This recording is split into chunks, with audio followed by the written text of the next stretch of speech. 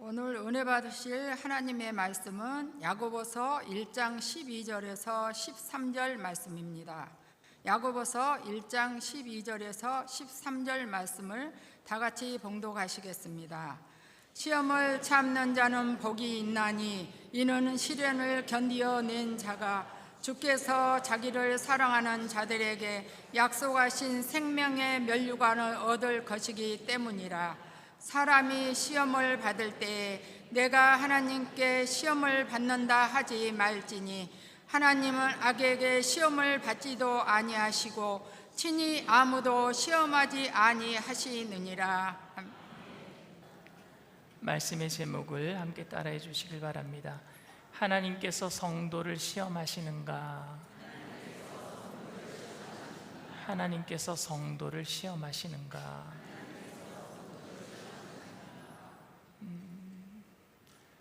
저는 올해로 이제 결혼한 지 28년이 지났습니다. 근데 지금도 가끔 아내에게 이렇게 물어봐요. 왜 나랑 결혼했어? 아내는요, 그런 질문이 오면 오히려 저한테 질문해요. 왜 나랑 결혼했어? 그러면 이 질문에 대해서 답을 할 땐 굉장히 조심스럽게 대답을 해야 합니다. 당신을 사랑해서 결혼했지. 그러면 물어봐요. 왜 날 사랑하는데? 닭살이 돋더라도 좀 참아주시길 바랍니다. 당신이 너무 예뻐서. 그러면 내가 늙고 주름살 생기면 나 안 사랑하겠네? 아니면 나보다 더 예쁜 여자가 나타나면 나 안 사랑하겠네? 아니, 그게 아니고 당신 착하고 성격도 좋으니까 그럼 내가 짜증 부리고 화내면 사랑하지 않겠네? 그게 아니라 그냥 당신이라서 사랑해. 이게 이제 정답이에요. 그냥 이유를 대는 게 아니라 당신이니까 사랑해. 아내의 질문, 또 제가 하는 질문은 왜 나와 결혼했느냐, 왜 날 사랑하느냐에 대한 조건을 묻는 것이 아니라 28년이 지난 지금도 사랑하고 있는지 확인하고 싶어서요. 이유를 설명해 주기보다는 사랑하고 있다라는 사실을 확인시켜 주면 되는 겁니다. 사람들은 이유나 원인을 알고 싶어서가 아니라 속마음을 알고 싶어서 왜? 라는 질문을 할 때가 많습니다. 이럴 때는 논리적인 대답보다는 속마음을 열고 대답하는 것이 소통을 가능하게 합니다. 아무리 논리적인 대답이라고 할지라도 속마음을 감추고 하는 대답이라면 그것을 소통이라고 말할 수는 없을 겁니다. 사람들도 하나님께 왜? 라는 질문할 때가 많거든요. 힘들고 어려울 때, 고통이 길어질 때, 하나님 대체 왜 이러시는 겁니까? 라고 물을 때 이유를 알고 싶기보다는 하나님의 마음을, 아직도 여전히 하나님이 나를 사랑하는지 확인하고 싶어서 왜? 라는 질문을 할 때가 많을 겁니다. 하나님께 모든 것을 맡기고 신뢰하면서 살아가는 우리들이 도대체 왜 하나님 이런 고난이 내게 왜 왔는지, 거창하고 장황한 이유를 따지겠다라는 마음은 없지만 아직도 하나님 나를 사랑하고 계시는지 그 사랑하는 마음을 확인하고 싶어서 하나님 왜 그러시는 겁니까? 라고 물을 때가 많지 않습니까? 아마 야고보서를 받아들여서 읽는 그때 당시의 성도님들도 당시에 로마 황제들이 기독교인들을 핍박을 했거든요. 그러니까 모든 기독교인들은 고난 가운데 있었어요. 그 고난 속에서 하나님 언제까지 이 고난이 지속돼야 하는 겁니까? 하나님 정말 우리를 사랑하기나 하시는 겁니까? 이 야고보서를 읽는 사람들은요, 그런 의미를 가지고 물어봤을 때 왜 하나님 내게 이런 고난이 옵니까? 그때 야고보 사도는 그 대답을 해줘야 되는 거예요. 그 성도들에게. 그래서 야고보서를 쓴 거예요. 오늘 야고보서 1장 13절 말씀입니다. 사람이 시험을 받을 때에 내가 하나님께 시험을 받는다 하지 말지니 하나님은 악에게 시험을 받지도 아니하시고 친히 아무도 시험하지 아니하시느니라. 하나님이 아무도 시험하지 않으신대요. 이 말의 의미는 뭘까요, 여러분? 맞는 말이 아니잖아요. 하나님께서 아브라함에게 독자 이삭을 바쳐라라고 하는 모리아산의 시험을 허락하셨잖아요. 시험하셨잖아요. 이스라엘 백성들이 광야 생활하는 동안에 원망 불평하는지 안 하는지 시험하셨잖아요. 하나님이 아무도 시험하지 않는다는 말이 안 맞잖아요. 어폐가 다르잖아요. 그런데 하나님이 아무도 시험하지 않는다라는 말을 우리는 어떻게 이해해야 될까요? 첫 번째, 제가 이 말을 어떻게 이해했느냐 하면요, 첫 번째는 우리의 시험과 고난은 하나님의 선한 의도라고 저는 이해했습니다. 하나님은 아무도 시험하지 아니하신다라고 말할 때 이 시험은요, 통과하면은 받는 테스트 시험이 아니에요. 하나님이 나를 시험하지 않는다 할 때 그 시험은 테스트가 아니라 템테이션, 유혹으로 말미암아 나를 무너뜨리려고 하는 시험을 하나님은 하지 않는다라는 얘기예요. 하나님은 테스트는 하셔요. 그런데 우리를 무너뜨리려고 하는 템테이션, 유혹은 안 하신단 말입니다. 하나님이 우리를 시험하지 않는다라고 얘기할 때 이 시험은 템테이션, 유혹을 얘기합니다. 하나님은 우리를 테스트하시지 우리를 템테이션, 유혹하지는 아니하십니다. 일반적으로 사람들은 테스트는 그러니까 하나님이 주시는 것이고 템테이션, 유혹은 마귀가 주는 것으로 알고 있습니다. 그런데 엄밀히 말하면 하나님이 주시는 테스트와 마귀가 주는 템테이션을 구분하는 게 가능하지 않아요. 여러분, 지금 내가 당하는 고난이 하나님이 주신 것일까요? 마귀가 주는 것일까요? 알아요? 구분하는 게 가능하지가 않아요. 그리고 이 둘을 구분하는 게 의미가 별로 없습니다. 혈기가 많은 사람에게 자꾸 화를 내도록 만드는 옆에 사람들이 붙여준 게 하나님의 테스트일까요? 마귀의 유혹일까요? 사업이 잘 돼서 막 번성해서 주의를 자꾸 빠지는 사람, 사업이 잘 돼요. 그래서 신앙을 멀리하는 사람, 사업이 잘 되게 해주는 게 하나님의 테스트일까요? 마귀의 유혹일까요? 설교를 못하는 목사님에게 계속해서 성도들이 모여가지고 예배를 드리면서 저걸 참아야 되나 말아야 되나, 이게 테스트일까요? 유혹일까요? 이런 걸 구분하는 게 여러분 의미 없다란 얘기예요. 내가 지금 당하고 있는 일이 테스트인지 템테이션인지 구분하는 것이 중요한 게 아니라 지금 내가 당하고 있는 이 고난 중에 하나님이 가지고 있는 의도와 마귀가 가지고 있는 의도가 다르다라는 것을 알아야 돼요. 똑같은 일입니다. 우리가 당하는 일이. 근데 그 똑같은 일이지만 마귀의 의도는 넘어뜨리는 것이고 하나님의 의도는 세우는 것인 줄 믿습니다. 마귀는 항상 악한 의도로 우리에게 다가오고 하나님은 항상 우리에게 선한 의도로 다가오십니다. 하나님께서 에덴 동산을 만드시고 동산 정중앙에 선악과를 만드셨어요. 보암직도 하고 먹음직도 하고 아주 예쁘게 잘 만드셨어요. 탐스럽게 만들었어요. 근데 그거를 볼품없이 만든 게 아니라, 볼품없이 만들어서 저 에덴 동산 저기 구석탱이에 박아놓은 것이 아니라 너무 예쁘게 탐스럽게 보암직도하게 만들어서 동산 정중앙에다가 만들어놨어요. 그리고 이 선악과만은 먹지 말아라, 네가 이것을 먹는 날에는 정령 죽으리라 말씀하셨어요. 우리는 하나님께서 그 선악과를 먹나 안 먹나 보시려고 그것을 동산 정중앙에 놓아놨다라고 생각합니다. 그렇지 않아요, 여러분? 만약 하나님께서 우리가 선악과를 따먹는지 안 따먹는지 확인하기 위해서 동산 정중앙에 두셨다라고 생각하면은요, 하나님은 그 선악과를 두신 선한 의도가 없어요. 어떻게 그게 선한 의도이겠습니까? 올무를 나눈 거잖아요.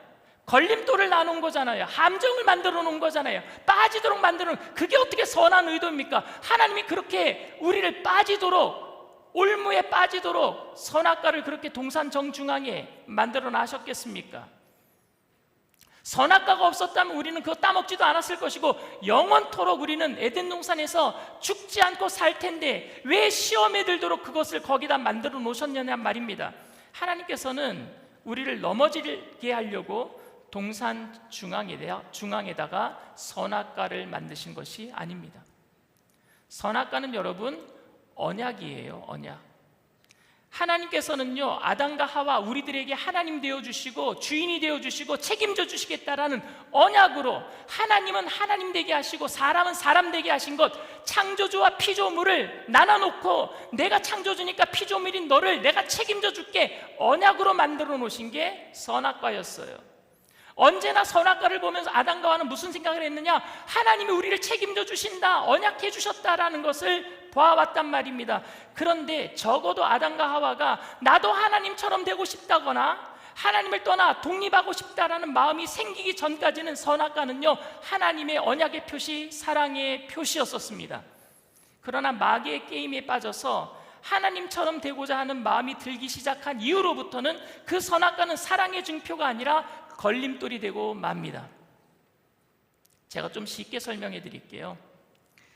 저는 결혼 반지를 안 끼고 다녀요. 결혼하자마자 얼마 안 있다가 안 빼버렸어요. 아내가 저한테 결혼 반지를 2개나 해줬어요. 저를 너무너무 사랑해서. 근데 그 2개를 번갈아 가면서 끼다가 둘 다 손에 너무 꽉 껴요. 그래서 저녁만 되면은 이게 손이 부을 정도로 아파요. 그래서 반지를 뺐어요. 제가 총각 행세하려고 빼놓고 다닌 건 아닙니다. 언약의 표시예요.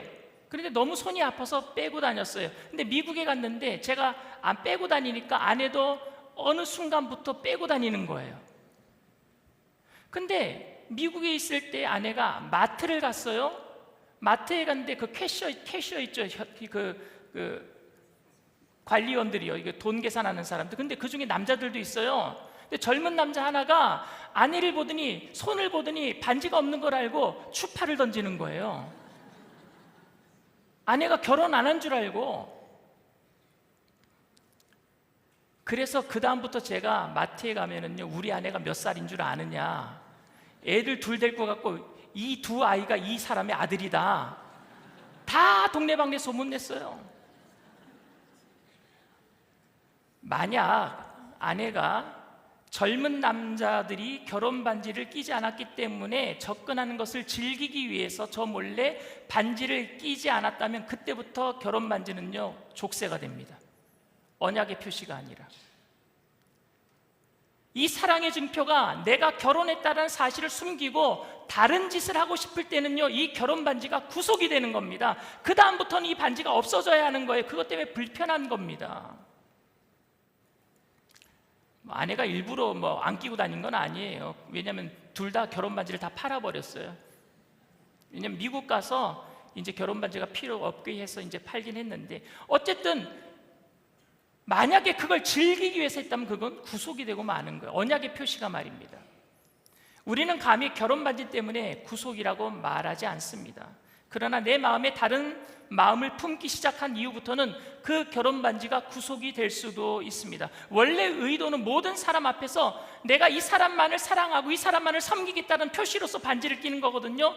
그러니까 여러분, 선악과도 마찬가지죠. 하나님이 동산 정중앙에 놓으신 이 뜻은 뭐냐? 아담과 하와가 먹을까 안 먹을까 그런 것을 보려고 하는 의도조차 하나님 없으셨어요. 그냥 언약의 표시로 내가 널 책임져 줄 거야. 정작 선악과를 따먹게 유혹한 것은 마귀잖아요. 너도 하나님처럼 될 수 있어. 능숙하고 현란한 말솜씨로 아담과 하와를 유혹한 마귀는 아담과 하와가 하나님처럼 되도록 만들고 싶었어요. 그 전까지는 선악과는 하나님의 보호하심의 증표, 사랑의 증표였었습니다. 하나님의 의도는 인간을 넘어뜨리기 위함도 아니고 넘어지거나 안 넘어지나 보기 위함도 아니었습니다. 그냥 사랑의 증표였어요. 그러나 마음이 변한 인간 편에서 볼 때는요, 결국 이 사랑의 증표가 걸림돌이 되고 맙니다. 따라서 하나님은 악에게 시험도 받지도 아니하시고 친히 아무도 시험하지 아니하시느니라 라는 의미는, 이렇게 악한 의도로 사람을 넘어뜨리게 하는 의도는 절대로 없다라는 사실을 믿으란 이야기입니다. 물론 하나님께서는 우리에게 고난과 시련을 안 주시는 것은 아닙니다. 하나님은 요셉에게 애굽에 팔려가는 시련을 허락하셨고, 예수님이 십자가에 달리시는 그 시련, 고난도 허락하셨고, 욥이 당하는 고난도 허락하셨습니다. 하나님은 아브라함이 독자 이삭을 죽이려고 하는 그 순간까지 그런 마음의 고통도 시험하시고 허락하셨습니다. 그런데 이 모든 부분에서 하나님은 선한 의도를 가지고 계셨고, 우리는 그 선한 의도를 성경을 통해서 모두 다 알고 찾아낼 수 있습니다. 하나님은 넘어지도록 하기 위함이 아니라 세우기 위함이었고, 혼내주기 위함이 아니라 사랑을 보여주기 위함이었고, 우리를 두렵게 해서 멀리 떠나가게 만들려고 함이 아니라 더욱 하나님을 의지하여서 더 가까이 하도록 하나님께서는 선한 의도를 가지고 우리에게 다가오시는 줄 믿습니다. 그래서 하나님은요, 하나님을 사랑하는 자, 그 뜻대로 부르심을 입은 모든 사람들에게 합력하여 선을 이룬다 그랬어요. 모든 것이, 로마서 8장 28절 말씀처럼 모든 것이 합력하여 선을 이루게 될 줄 믿습니다. 우리가 다 알지는 못하지만 하나님께서는 하나님의 선하신 목적을 이루고 우리를 위해서 더욱 좋은 길을 이루시기 위해서 잠시 고난을 허락하신 것뿐인데, 이것을 의심하지 않게 되기를 주님의 이름으로 축원드립니다. 의심하지 마세요. 지금 현재 고난 속에서 의심하지 마세요. 마귀가 의심하게 만드는 것은 넘어뜨리게 만들려고 하는 것이고, 하나님은 여러분들을 세우게 하실 줄 믿습니다. 두 번째로, 하나님이 아무도 시험하지 않는다라는 의미는요, 하나님께서 우리를 부당하게 대우하지 않으신다라는 의미입니다. 저는 하나님께서 우리가 울 때 함께 우시고 우리가 아파할 때 함께 아파하시는 분이라고 저는 철떡같이 믿습니다. 우리의 아픔이 고난 중에 어쩔 수 없는 한계에 부딪힌 아픔이라면, 우리의 인간의 힘으로 헤어나올 수 없는 고난 때문에 우리는 아파하는 것이라면, 하나님의 아픔은요, 도와줄 수 없는 능력의 한계 때문에 아파하는 게 아니에요. 하나님 능력 많으신 분이잖아요. 도와주실 수 있잖아요. 그럼에도 안 도와주시면서 아파하는 아픔은 무슨 아픔이냐? 그 선한 길을 우리가 가면서 깨달아야 되기 때문에, 홀로 가야 되기 때문에, 옆에서 박수는 쳐줄 수 있을지 모르겠지만 도와주지 못하는 그 아픔이란 말입니다. 나비가 누에 고치를 뚫고 나올 적에, 여러분, 나비가 얼마나, 이 애벌레가 얼마나 고통이 심한 줄 아십니까? 날개를 펴야 되는 고통. 근데 그거를 도와주겠다고 이 나비가 너무 아파하니까 가위로 여러분 누에 고치를 한번 잘라줘 보세요. 그러면 그 나비 죽어요. 못 날아요. 하나님이 그런 아픔이 있어요. 도와주고 싶은데 도와주지 못하는 아픔. 지난 5월에 둘째 졸업식이 있어서 제가 미국에 다녀왔습니다. 둘째는 졸업하자마자 미국의 방산업체에 취직을 했어요. 좋은 방산업체에 취직을 해서 지금 한국에 나와 있지만 지금 신혼조회 기간이에요. 미국 방산업체니까 신혼조회가 아주 길어요. 근데 신혼조회가 끝나면 바로 출국을 해서 이제 피츠버그에 가서 혼자 살게 됩니다. 그리고 미국 또 LA에 있는 큰아이는요, 미국 USC라고 하는 대학교, 그 대학원에 의과대학에 지금 다니고 있어요. 1년을 공부했는데 저는 잘 몰랐어요. 그런데 잘 몰랐는데 대학원생들은요 굉장히 바쁘대요.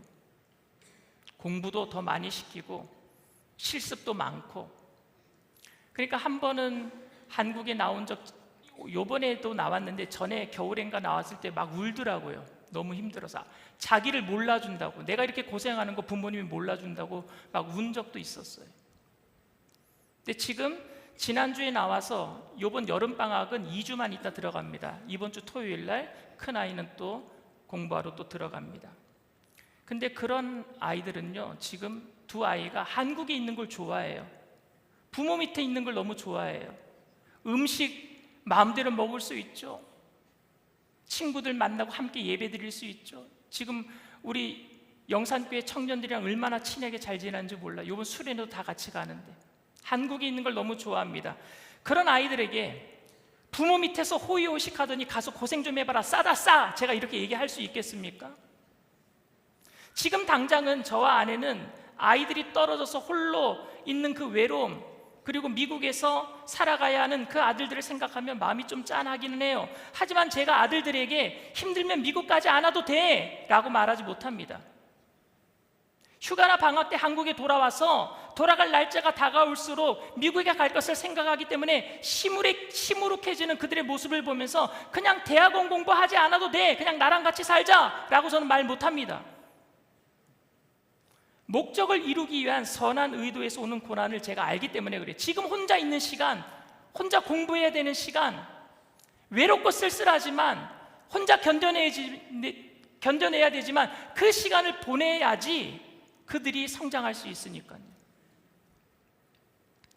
그런데 우리는 자주 고난을 당할 때 섭섭한 마음이 들어요. 하나님이 날 몰라주는 것 같아서.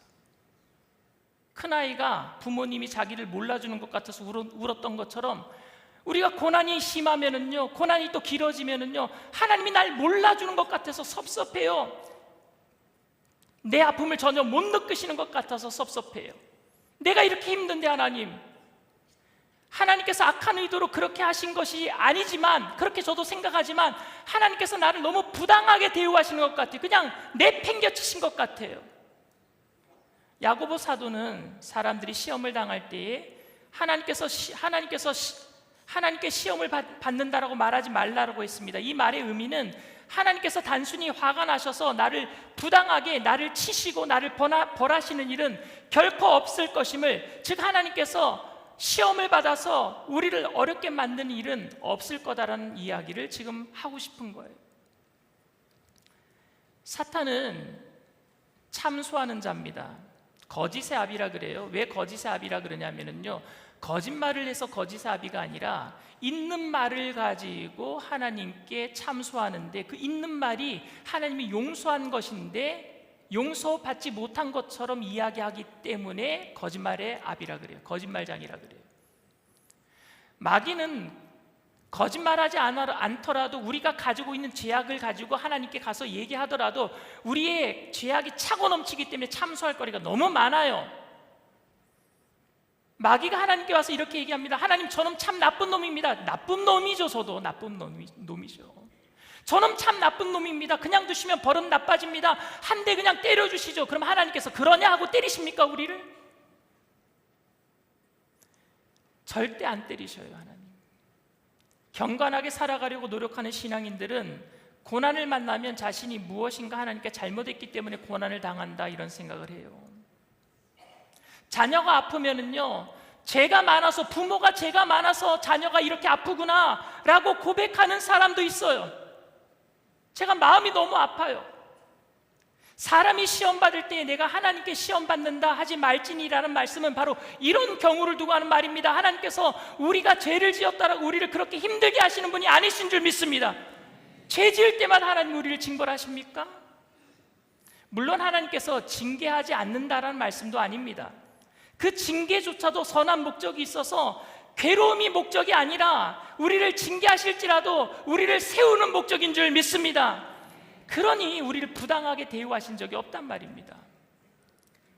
저는 때때로 교회에서 선포되는 메시지들이 하나님을 너무 무정한 분으로 만들고 있다고 생각해요. 11조를 하지 않았더니 사업이 망하고, 주일 성수하지 않았더니 교통사고 나고, 교회 봉사하지 않으니까 건강을 잃어버렸다, 이런 메시지를 들을 때마다 마음이 아파요. 왜냐하면요, 하나님이 우리를 치셨다고 할지라도 그게 사랑의 매일 텐데, 사랑의 징계일 텐데, 그저 우리가 잘못할 때마다 무정하게 우리를 징계하시는 하나님의 사랑을 매도하는 것 같아서 마음이 아파요. 하나님은 그런 분 아니잖아요. 하나님은 한 번도 우리를 그렇게 부당하게 대우하신 적이 없습니다. 우리를 시험하지 않는다라는 의미는 우리의 고통에도 아랑곳하지 아니하시고 하나님의 편리와 이익만을 위해서 그냥 회초리만 드시는 분이 아니란 얘기예요. 하나님께서 혹 매를 드셨다면은 그 매는 하나님께서 사랑하는 자를 깨우치고 세워주기 위한 매인 줄 믿습니다.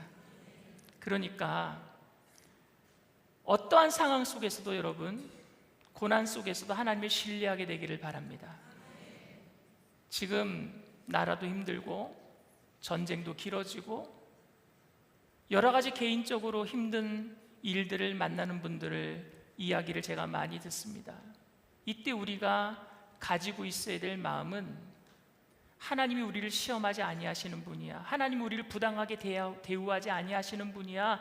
하나님은 우리를 세우시는 분이야 라는 신뢰함으로 주님을 붙들어야 될 줄 믿습니다. 그래서 야고보 사도는요, 이 하나님을 신뢰하는 것을요, 지혜라고 얘기합니다. 지혜. 그래서 야고보서 1장 5절에 이런 얘기를 합니다. 다 같이 읽습니다. 너희 중에 누구든지 지혜가 부족하거든 모든 사람에게 후히 주시고 꾸짖지 아니하시는 하나님께 구하라.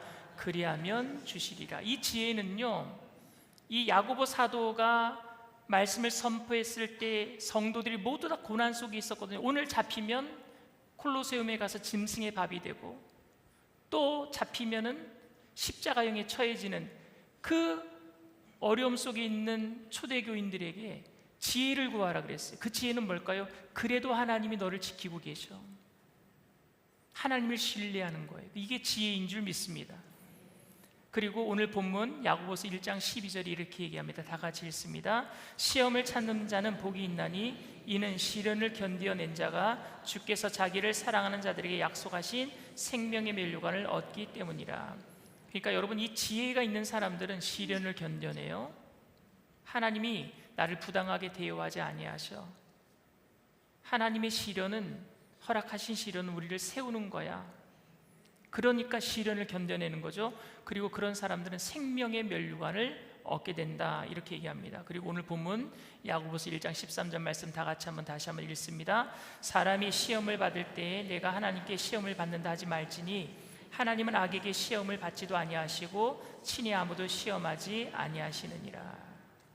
이 말씀을 요약하면 고난과 시련 가운데 하나님의 선하심을 의심하지 않는 지혜를 가질 때 우리는 조금 더 참고 인내할 수 있게 될 것이고 결국 생명의 멸관을 얻게 될 줄 믿습니다. 우리가 고난과 시련을 당할 때 우리를 더욱 힘들게 하는 것은요, 하나님의 선하심에 대한 의심이에요. 힘들잖아요. 하나님 나를 버리셨군요. 의심이 들 때 그 고난 속에 더 빠져들게 됩니다. 근데 야고보 사도는 그런 의심 속에 고난에 더 빠져들어갈 수 있는 성도들에게 하나님 그런 분 아니에요 대변하고 있어요. 하나님 선하신 하나님이신 줄 믿습니다. 하나님 한 번도 우리를 부당하게 대우하신 적이 없는 좋으신 하나님이신 줄 믿습니다. 그런데 그 선한 의도를 가지고 하나님은 오늘도 우리를 붙들고 계시는데 우리는 고난이 길어지다 보니까 하나님이 왜 내게 이러시는 겁니까? 제가 뭐라도 잘못한 것이 있습니까? 왜 우리 자녀에게 이렇게 어려운 일들이 일어납니까? 정말 이런 거라면 차라리 저를 버려주세요 라고 말할 때가 많아요. 그렇게밖에 생각하지 못하는 성도들에게 하나님 그런 분 아니에요 라고 말씀드리고 싶어요. 하나님 그런 분 아니에요. 사랑하는 성도 여러분, 힘들죠? 하나님 정말 힘듭니다. 하나님 정말 어렵습니다. 숨쉬기조차 힘듭니다. 그러나 저는 하나님을 신뢰합니다. 주님 절대로 저에게 그렇게 하실 분이 아니잖아요. 이렇게 고백하게 되기를 바랍니다. 주님 절대로 우리에게 그렇게 하실 분이 아니잖아요. 그렇게 주님을 신뢰하며 끝까지 시련과 고난 속에서 지혜를 가지고 끝까지 참아내고 승리의 면류관을 받게 되는 저와 여러분들 다 되어주시기를 주님의 이름으로 축원을 드립니다. 이 시간 말씀을 생각하시면서 잠시 묵상으로 기도해 주시길 바랍니다. 오늘 저희 교회에 처음 나오신 분이 계십니까? 힘들고 어려운 일이 생길 때에 세상이 믿었던 사람들이 배신하고 비수를 꽂을 때에 그 누구에게도 마음 줄 수 없는, 그래서 나만의 세계 속에 동굴 속에 갇혀버릴 때에 주님은 우리를 찾아오셔요. 그리고 먼저 손을 내밀어 주셔요. 내가 세상 끝날까지 너희와 항상 함께 있겠다. 주님의 이름이 임마누엘이에요. 하나님은 절대 그러신 분 아니에요. 배신하시는 분 아니에요. 하나님은 절대 우리를 그냥 내팽개쳐버리는 분이 아니에요. 우리가 아파할 때 함께 울고 우리의 고통에, 우리의 신음소리에도 응답 주시는 좋으신 하나님이신 줄 믿습니다. 내가 그분께 내 삶을 맡기기를 원합니다. 그 언약의 표시 선악과가 걸림돌이 되지 않고 이제부터 제 삶을 주님께 드림으로 주님과 동행하는 삶을 살기를 원합니다 하시는 분들은, 주님이 주인 되심을 고백하며 믿음으로 영원한 생명을 얻고 천국까지 주님과 동행하기를 원하는 분이 계시다면 믿음을 가지고 그 자리에서 일어나 주시길 바랍니다. 오늘 저희 교회에 처음 예배를 드리는 분이 계시다면 믿음을 가지고 일어나 주시길 바랍니다. 인터넷상에서, TV상에서도 처음 예배를 드리는 분이 계시다면 그 자리에서도 믿음을 가지고 일어나 주시길 바랍니다. 믿음으로 일어나신 분들은 제가 하는 기도를 따라해 주시길 바랍니다. 하나님 아버지, 저는 죄인입니다. 어디에서 와서 왜 살며 어디로 가는지 알지 못하고 방황하며 살았습니다. 저의 죄를 위하여 십자가에서 죽으시고 부활하신 예수님을 제 구주로 모셔드립니다. 저는 하나님의 자녀가 되었습니다. 지금부터 영원토록 주님과 함께 살겠습니다. 예수님의 이름으로 기도드립니다. 아멘. 할렐루야. 여러분들을 진심으로 축복하고 환영합니다. 아무것도 두려워 말라. 우리 찬양합니다.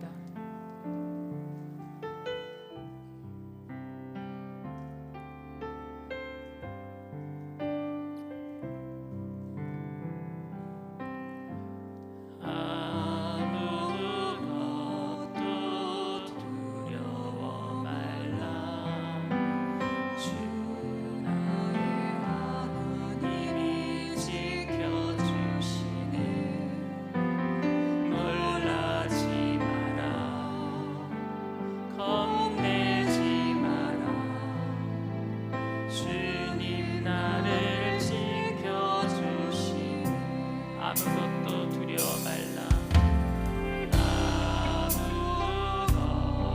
아무것도 두려워 말라. 주 나의 하나님이 지켜주시네. 놀라지 마라. 겁내지 마라. 주님 나를 내 맘이 힘에 겨워, 내 맘이 힘에 겨워 지칠지라도 주님 나를 지켜주시네. 세상의 험한 풍파 몰아칠 때도 주님 나를 지켜주시네.